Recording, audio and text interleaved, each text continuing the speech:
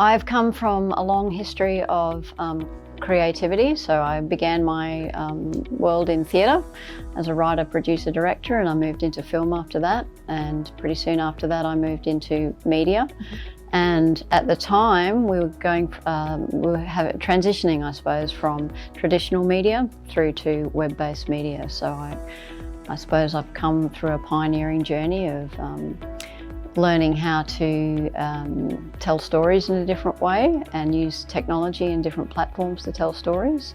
And that really has all led me to much bigger platforms and much bigger broadcasting opportunities to be able to use technology in a way that is innovative and easy to use in that prosumer sense, lightweight, live streaming, broadcasting from the field, and that's led me actually to emergency services, where I've been able to use that technology with field work, so field content operators and some of our volunteers in rural fire, basically getting story from the front line to be able to inform in an intelligent sense. So, you know, utilising RPASs and drones and live vision and so forth to be able to tell the story of what's happening in an emergency space, but then also to be able to tell corporate stories behind all of that. So innovation is very much for me about storytelling. It's been about my history of being able to craft a story, I suppose, and use technology to support story and always try and get back to the hearts and the minds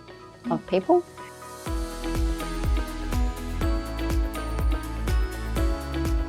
Yeah, it has. I mean, people are always surprised, especially in a government sense, when you embed people within a system that are storytellers. People sort of think that, what are you doing? Are you juggling? I mean, are you a circus troupe? What is this? But the reality is that, you know, that vision and story is really all about catharsis, and it's about changing people's behaviour and attitudes. And in an emergency services space, we're really all about being proactive and trying to influence people to take care of their properties and take care of each other as a community. So any storytelling that can influence that is great. The technology piece is also surprising in our environment. You know, you don't expect to see a live broadcasting environment or a micro creative agency within government, but it makes a lot of sense, not just economically, but because you're very close to the story. So, you know, when my team tells a story, it's authentic. When we go out and we meet somebody who's just bashed out a fire or spent all night, you know, at a fire or a road crash, the story's real, so it can penetrate. So we're not dealing with, even though we're on social media, we're not dealing with fake, inauthentic falsities. It's really real storytelling. So as a newsmaker as well, that's pretty exciting. It's a great space to be in because it's unpredictable and it's real.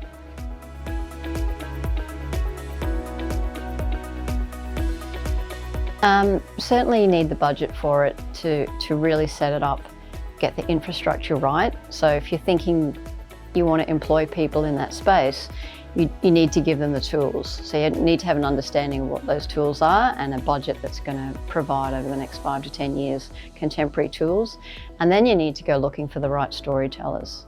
And some of those storytellers are people that will come from, you know, they might come from advertising or news or defence or whatever, but really selecting the right kind of people that can work within the confines, I suppose, of a government environment and work within the rules of that, but also stretch their storytelling capability and train and mentor so that you're not just relying on a hub, but you start to put your prongs out and train other people to be able to tell stories. So pretty soon the whole organisation has a shift.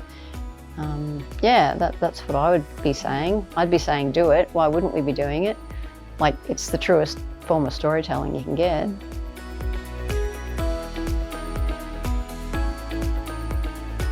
It's been great, actually. I think those panels are really vital. Like the conversation around the panel is a really kind of real expose as to what's really happening on the ground.